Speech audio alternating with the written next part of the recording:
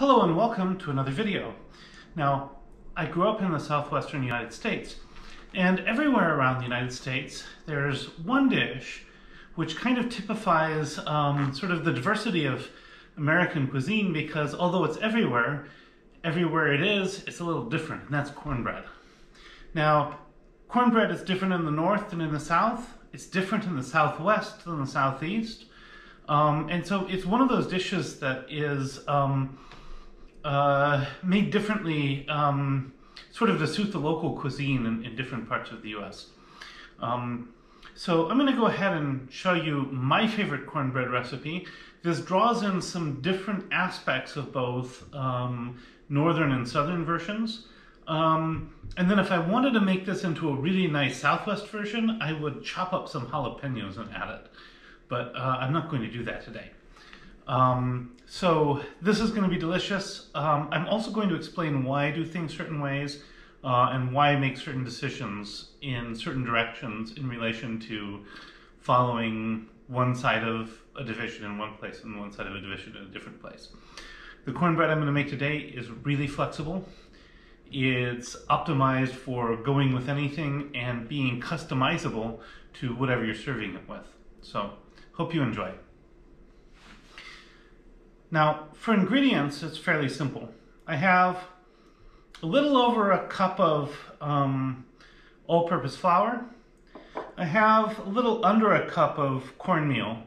Now, if I were making this in the US, I would use a cup to a cup. Here in Europe, I have to use what they call polenta, which is a little bit more coarse, and it's a little, if you try to do one for one, it'll come out with a slightly more sandy consistency. So I've found that if I just take a little less polenta and a little more all-purpose flour, it comes out well. So that's what I'm doing.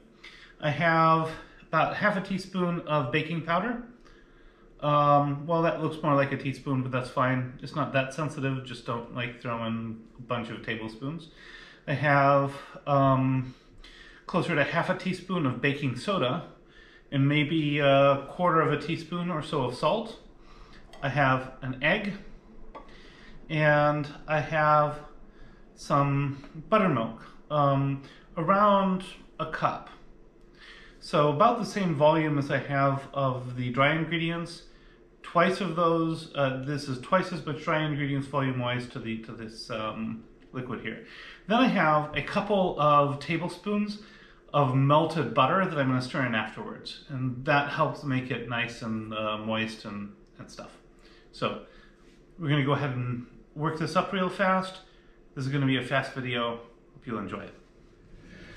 So into my large mixing bowl, I'm going to add all of my dried ingredients.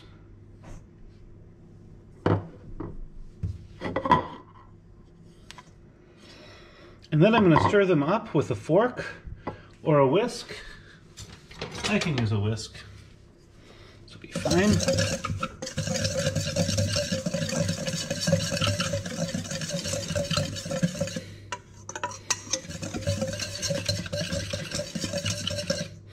And then, once we have this out with kind of a well in the middle, I'm going to crack the egg into it. And stir in the buttermilk.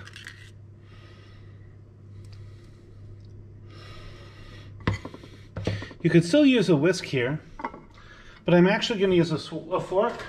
The reason I'm going to switch to a fork is that way whisks are more of a pain to clean. So, and basically I'm just going to stir this together. I should get kind of a nice thick batter, like you see here.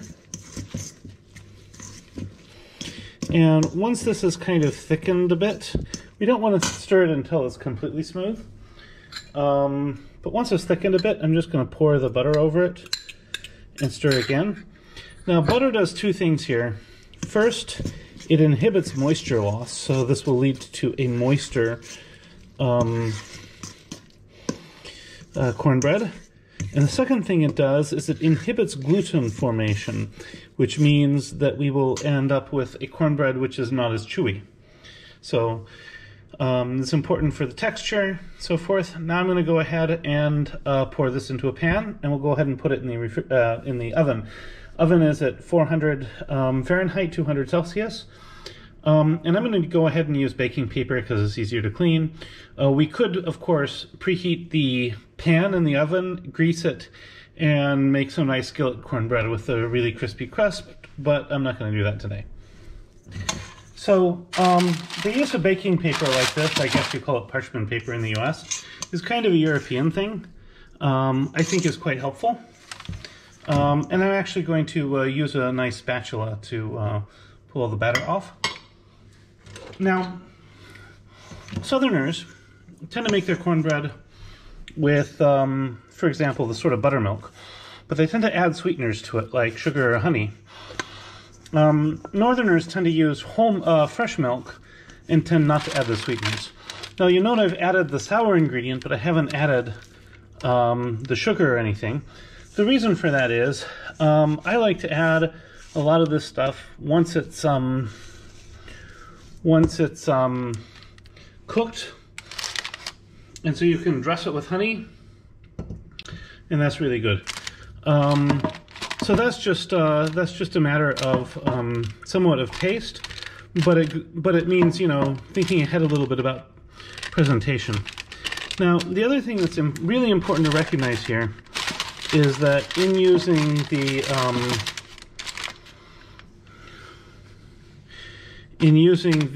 baking paper, I'm going to want to trim this, because if I put this in the oven right now, it's going to stick up, and if it gets too close to the heating elements, it could in fact catch fire. This has happened to me once before, and that's kind of embarrassing. So rather than sort of fire in the oven, I'm going to cut these off with kitchen shears, and then this is going in the oven. So this has now been in for, I don't know, about 20 minutes or so. And when I poke it with a fork, the fork comes out clean, so I know it's done. So next I'm going to cut a little piece off and do a taste test, and I will taste it with a mixture of honey and butter. So presenting cornbread can be a little tricky because of the temperature. So I've let it cool down a little bit. Then I've scraped some butter off with the dull side of this knife so that it gets this nice texture. I'm just going to set that on like this, and then I'm going to go ahead and put some honey on it. So to do the honey, and there. Now it looks nice and classy, and this is probably going to be very delicious. I'm excited for the taste test. And now for the taste test.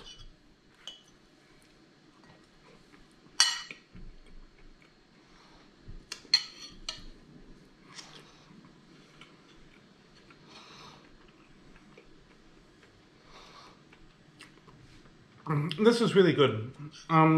This is a slightly denser cornbread than maybe some people like, so you would always add a little more baking powder if you like it less, if you like it more fluffy.